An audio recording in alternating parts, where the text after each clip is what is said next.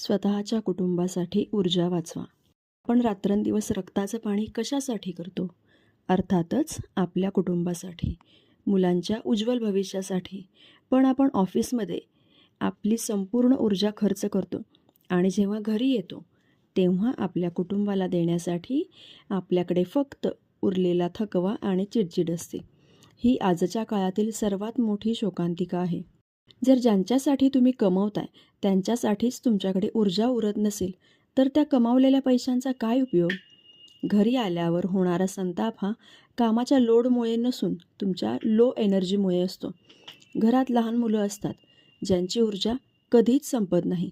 ते दिवसभर माझे आई बाबा कधी येतील आणि मी त्यांच्यासोबत कधी खेळेन याची वाट बघत असतात. पण जेव्हा तुम्ही घरी जाता आणि त्यांना टाळता तेव्हा त्यांच्या मनात तुमच्याबद्दल एक नकारात्मक प्रतिमा तयार होते. हे टाळण्यासाठी तुम्हाला तुमच्या ऊर्जेचं नियोजन करावं लागेल. एक महत्त्वाचा मंत्र लक्षात ठेवा. ऑफिसवरून घरी आल्यावर लगेच कामाला झुंपून घेऊ नका. 10 ते 15 मिनिटांचा एक ट्रान्झिशन होल्ड पाळा. घरी आल्यानंतर शांतपणे 10 मिनटं झोपा किंवा पडून राहा. ही 10 मिनटं तुम्हाला तुमच्या ऑफिसच्या जगातून फॅमिलीच्या जगांमध्ये रूपांतरित होण्यासाठी, शिफ्ट होण्यासाठी मदत करतील.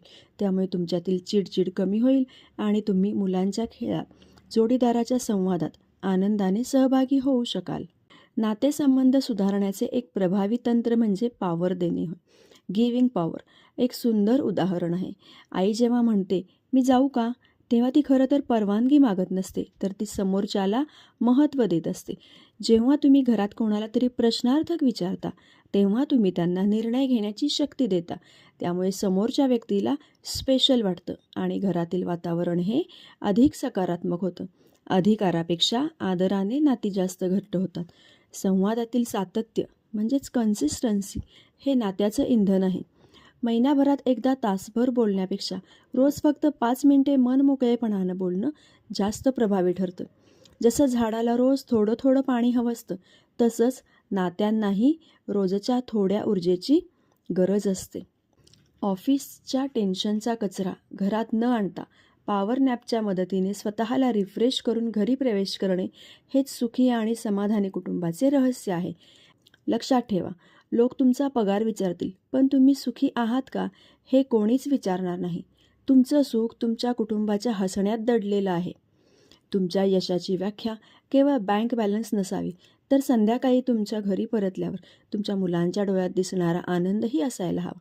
आपली सर्वोत्तम ऊर्जा घराबाहेर न सांडता ती आपल्या प्रियजनांसाठी राखून ठेवणं हीच खरी जीवन व्यूहरचना आहे. धन्यवाद.